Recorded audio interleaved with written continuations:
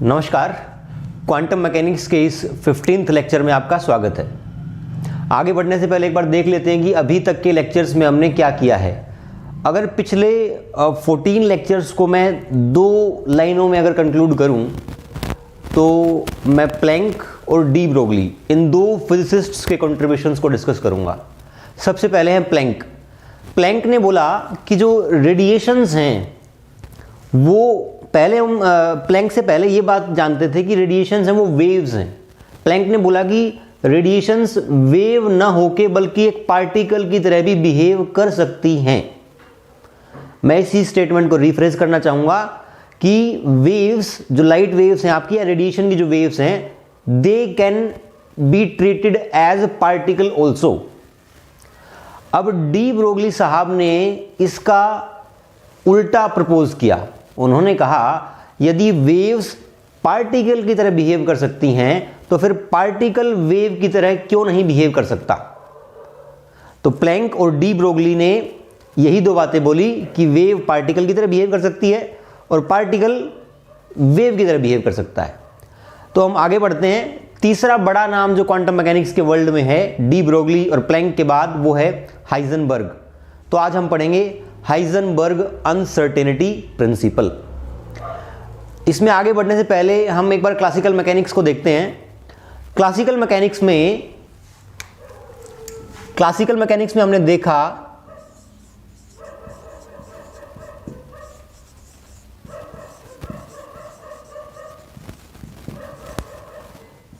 कि आपके पार्टिकल की पोजीशन और मोमेंटम हम दोनों साइमल्टेनियसली एग्जैक्टली मेजर कर सकते हैं। इस बात को कहने का क्या मतलब हुआ? इस बात का मतलब ये हुआ कि यदि मैं यहां से एक बॉल को थ्रो करता हूं तो 2 सेकंड बाद उसकी पोजीशन कहां होगी और उसका मोमेंटम कितना होगा, ये दोनों बात मैं साइमल्टेनियसली मेजर कर सकता हूं और वो भी एग्जैक्टली मेजर कर सकता हूं। लेकिन क्वांटम मैकेनिक्स में क्या हुआ? क्वांटम मैकेनिक्स में आपकी पोजीशन और मोमेंटम इन दोनों को साइमल्टेनियसली एग्जैक्टली मेजर करना संभव नहीं था। क्वांटम मैकेनिक्स के जो पार्टिकल हैं, फॉर एग्जांपल इलेक्ट्रॉन, अगर इलेक्ट्रॉन को मैं प्रोजेक्टाइल मोशन जैसे मैंने एक बॉल को दिया वैसा दूं और मैं पूछूंगी 1 सेकंड बाद आपका इलेक्ट्रॉन कहां होगा, तो हम उसकी पोजीशन और मोमेंटम को एग्जैक्टली नहीं बता सकते, साइमल्टेनियसली एग्जैक्टली मेजर नहीं कर सकते। यही बात हाइजेनबर्ग अनसर्टेनिटी प्रिंसिपल में कही गई है। अगर हम एग्जैक्टली मेजर नहीं कर सकते तो इसका मतलब क्या हुआ कि ये बता सकते हैं कि जो पार्टिकल है वो 1 सेकंड बाद 1 मीटर से 5 मीटर की कहीं रेंज में होगा। अगर हम पोजीशन की एग्जैक्ट लोकेशन नहीं बता सकते तो हम क्या करेंगे, एक रेंज बताएंगे कि इस रेंज में आपका पार्टिकल होगा और इस मोमेंटम की भी ये पर्टिकुलर रेंज होगी। तो रेंज डिस्कस की जाएंगी, ना कि एग्जैक्ट वैल्यूज। ये हाइजेनबर्ग अनसर्टेनिटी प्रिंसिपल में हम पढ़ेंगे। अब हाइजेनबर्ग अनसर्टेनिटी प्रिंसिपल को आगे बढ़ने से पहले हम ये देखते हैं कि डी ब्रोगली जो हाइपोथेसिस है उसकी नॉलेज के आधार पर हम इस बात को समझ सकते हैं क्या? क्योंकि अगर हम बिल्कुल इसको एक नए सिरे से शुरू करेंगे तो अचानक ये बात डाइजेस्ट होने वाली लगती नहीं है कि आपका पोजीशन और मोमेंटम हम एक साथ मेजर नहीं कर सकते। इसके लिए हमें ऑलरेडी एग्जिस्टिंग नॉलेज जो है डी ब्रोगली साहब की, उसका इस्तेमाल करना पड़ेगा। डी ब्रोगली ने क्या बोला कि एक मूविंग पार्टिकल के साथ एक वेव एसोसिएटेड होती है।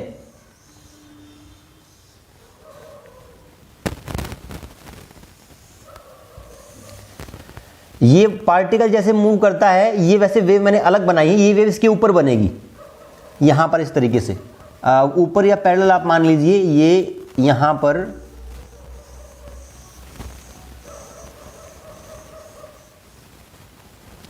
अगर ये पार्टिकल मूव करेगा तो इसके साथ एसोसिएटेड वेव भी आगे मूव करेगी। ये जो हाइपोथेसिस है डी ब्रोगली ने 1924 में दी थी। फिर 1926 में एक फिजिसिस्ट और हुए, मैक्स बोर्न। उन्होंने, जो डी ब्रोगली ने कहा कि एक मूविंग पार्टिकल के साथ एक वेव एसोसिएटेड है, एसोसिएटेड वेव का फिजिकल सिग्निफिकेंस क्या है, इस बात को समझाया।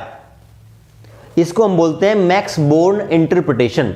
उन्होंने कहा कि जो ये वेव इसके साथ एसोसिएटेड है, इस वेव का amplitude is somehow linked with the probability of finding the particle at that particular position. मैं इसको समझाता हूं, इसका मतलब क्या हुआ। उन्होंने कहा कि अगर मैं इस लोकेशन की बात करूं तो जो एम्पलीट्यूड है वेव का, ये डायरेक्टली प्रोपोर्शनल है इस बात के कि इस पोजीशन पर आपका पार्टिकल की होने की संभावना कितनी है। अगर मैं यहां पर बात करूं तो यहां पर एम्पलीट्यूड कम है, तो यहां पर भी संभावना तो है पार्टिकल के होने की, लेकिन कम है। सिमिलरली मैं आगे जाऊं तो यहां भी संभावना है, यहां भी संभावना है। इसके बाद जब वेव बिल्कुल डाई आउट हो जाती है, उसके बाद आपकी इन लोकेशंस पर पार्टिकल की होने की संभावना बहुत कम है। तो डी ब्रोगली और मैक्स बोर्न दोनों को ऐड करके यदि हम देखें, डी ब्रोगली ने क्या कहा, पार्टिकल के साथ एक वेव है। मैक्स बोर्न ने कहा कि उस वेव का amplitude is somehow linked with the probability of finding that particle at that position. इस बात का मतलब ये हुआ कि आपका जो पार्टिकल है वो किसी एक फिक्स्ड लोकेशन पे नहीं, बल्कि डिफरेंट लोकेशंस पर होगा, होने की संभावना होगी। अगर मान लीजिए मैं कहूं कि इस पोजीशन पर होने की संभावना 50% है, यहां पर होने की 20% है, यहां पर 10% है, तो कहने का मतलब है कि हर जगह पर, हर लोकेशन पर पार्टिकल हो सकता है। तो हम सर्टेनिटी के साथ नहीं कह सकते कि पार्टिकल आपका यहीं है। तो यही बात हमारी हाइजेनबर्ग अनसर्टेनिटी प्रिंसिपल में भी कही गई कि हम क्वांटम वर्ल्ड में पार्टिकल की पोजीशन को और मोमेंटम को एग्जैक्टली मेजर नहीं कर सकते, वो भी साइमल्टेनियसली। तो हमने यहां तो ये पढ़ लिया कि पोजीशन हम एग्जैक्टली मेजर नहीं कर सकते, ठीक है। इसके बाद यदि हमारी पोजीशन में अनसर्टेनिटी है तो डेफिनेटली हमारी वेलोसिटी में भी अनसर्टेनिटी होगी, because velocity is rate of change of position. अगर वेलोसिटी में अनसर्टेनिटी है तो मोमेंटम में भी अनसर्टेनिटी होगी। इसका मतलब आपकी x और p दोनों अनसर्टेन हैं। हम ये बता सकते हैं कि पार्टिकल इस रेंज में होगा और ये मोमेंटम की रेंज होगी। इसके अलावा हाइजेनबर्ग ने एक बात और बोली। उन्होंने कहा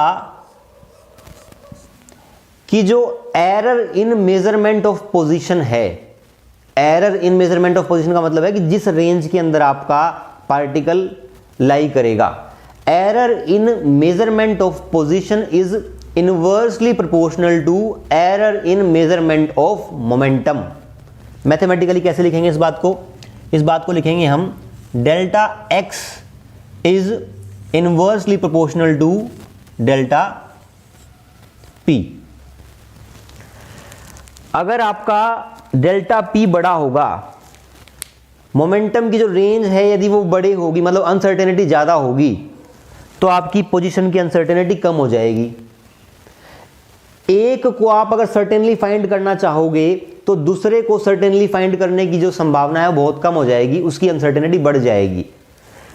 इन दोनों का product, error in measurement of position and error in measurement of momentum, इन दोनों का प्रोडक्ट कांस्टेंट होता है। इसको हम लिख सकते हैं delta x into delta p greater than equal to h cut by 2। ये आपकी हाइजेनबर्ग अनसर्टेनिटी प्रिंसिपल की मैथमेटिकल एग्जैक्ट इक्वेशन है। बिल्कुल इसी तरीके से हम इसको डिफाइन करते हैं।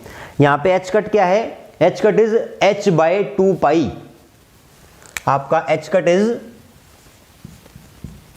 h by 2 pi where h is Planck constant whose value is 6.6 into 10 to the power minus 34 joule second.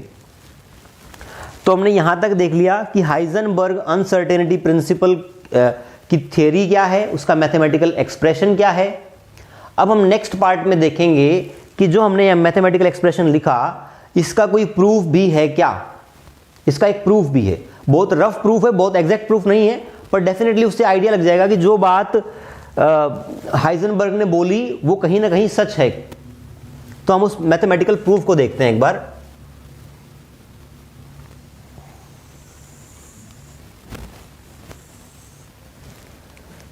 इस मैथमेटिकल प्रूफ को देखने के लिए हमने जो डी ब्रोगली हाइपोथेसिस में जो थ्योरी यूज किया उसका इस्तेमाल करेंगे। एक मूविंग पार्टिकल के साथ एक वेव एसोसिएटेड होती है,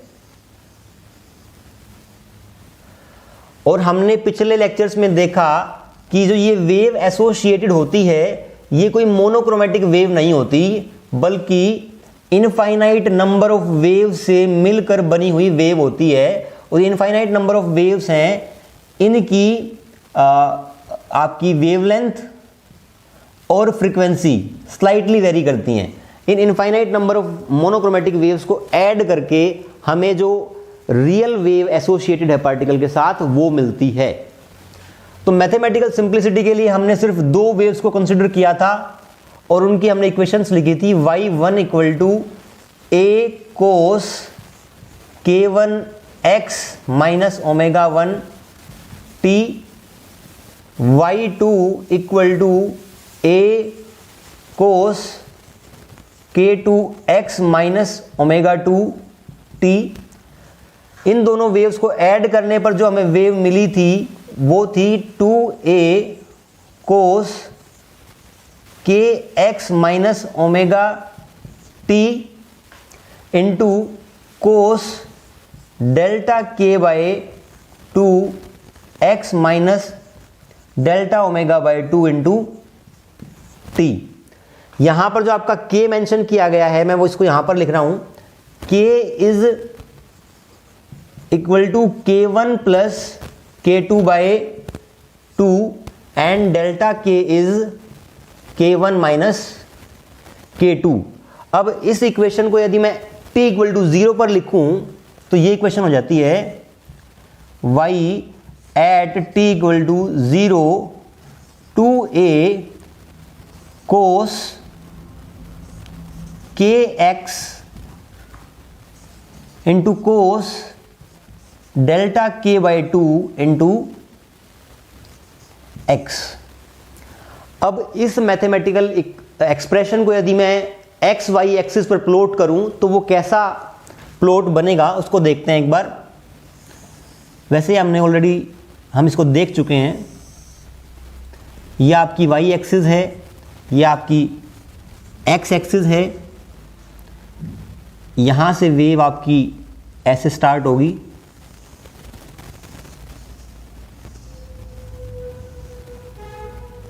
सिमिलरली फिर ये दोबारा से बढ़ेगी,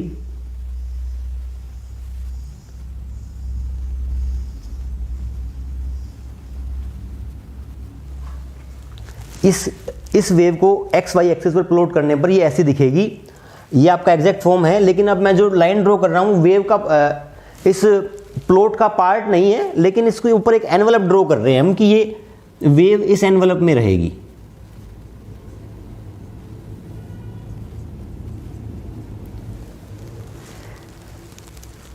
अब हम अगर इस मैथमेटिकल इक्वेशन को ध्यान से देखें तो ये वाला जो एक्सप्रेशन है ये एनवेलप को शो कर रहा है।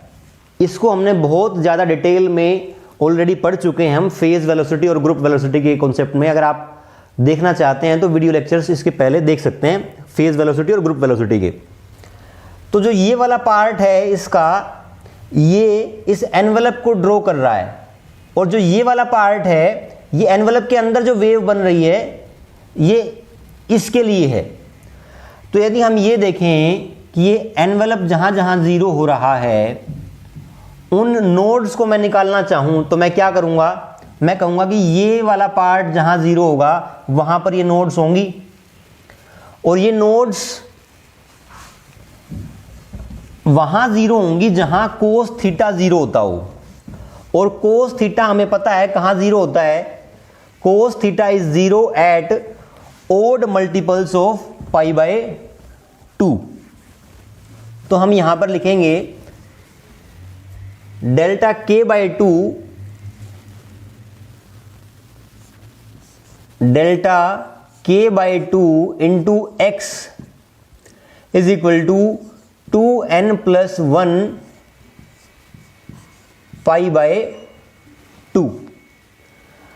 अब यदि ये पहले वाला मैं नोड निकालना चाहूं तो यहां पर कोस के अंदर जाने वाली टर्म क्या है, पाई बाय 2 है, तो मैं n को 0 पुट कर दूंगा।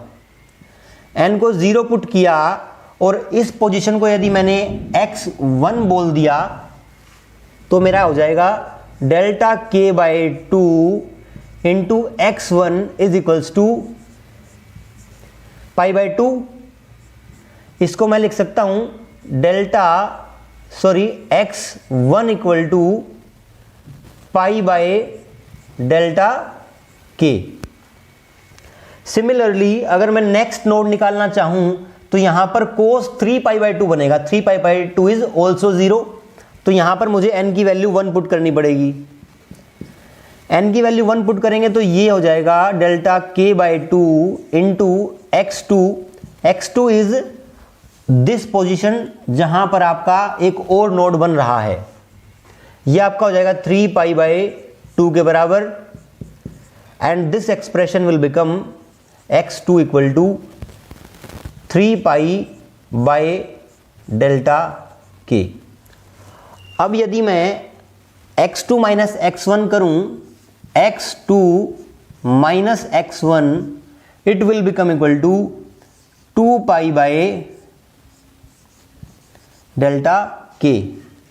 x2 माइनस x1 क्या है, डेल्टा x, तो 2 पाई बाय डेल्टा k,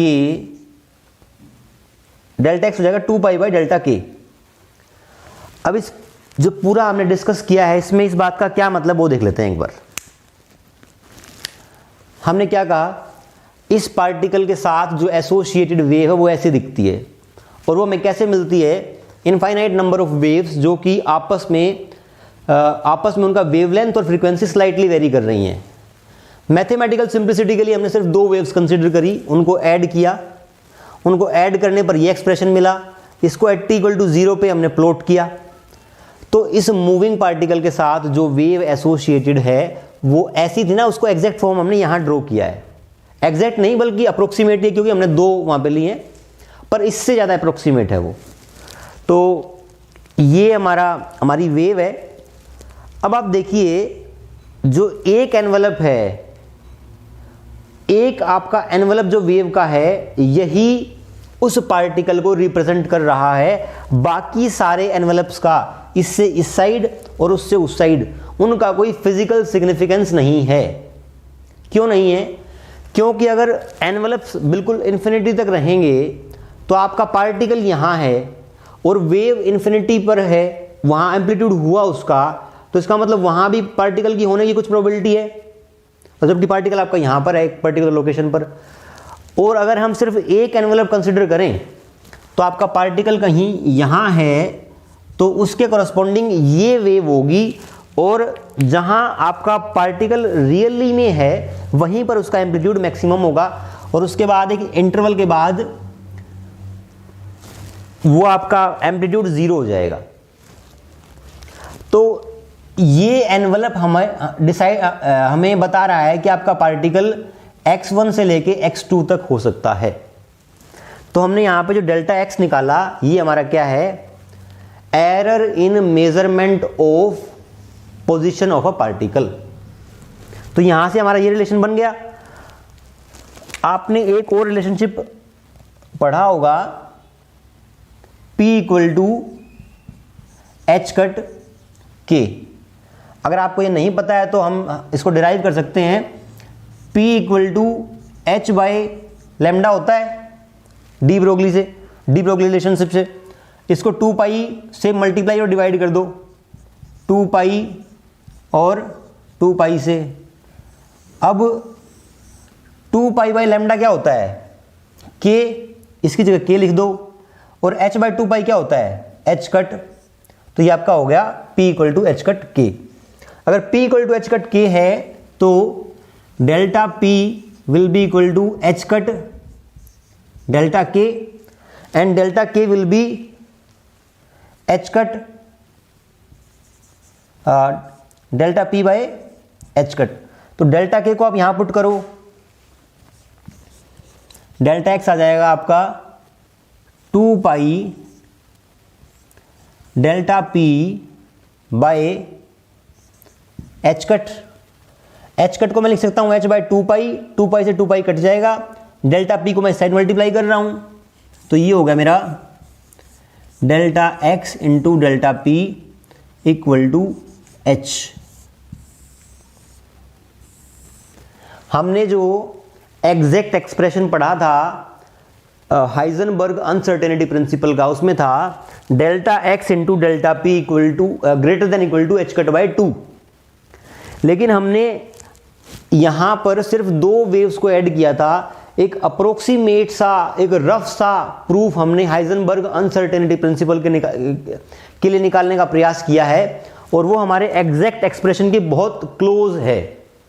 तो हम मान सकते हैं कि जो हाइजेनबर्ग अनसर्टेनिटी प्रिंसिपल में कहा गया वो सच है, और अगर हम इसको एग्जैक्टली मैच करना चाहते हैं तो हमें उन इनफाइनाइट नंबर ऑफ वेव्स को ऐड करना पड़ेगा, रिगरस मैथमेटिक्स को सोल्व करना पड़ेगा, और हमारा एग्जैक्ट जो मैथमेटिकल एक्सप्रेशन है delta x into delta p greater than equal to h cut by 2, वो हम उससे डिराइव कर सकते हैं। तो इस तरीके से हमने हाइजेनबर्ग अनसर्टेनिटी प्रिंसिपल की थियरी, मैथमेटिकल एक्सप्रेशन और उसका एक रफ सा प्रूफ, ये 3 बात इस लेक्चर में करी हैं। इसके बाद एक टॉपिक बचता है applications of Heisenberg uncertainty principal, उसको हम आगे के लेक्चर्स में करेंगे। Thank you very much.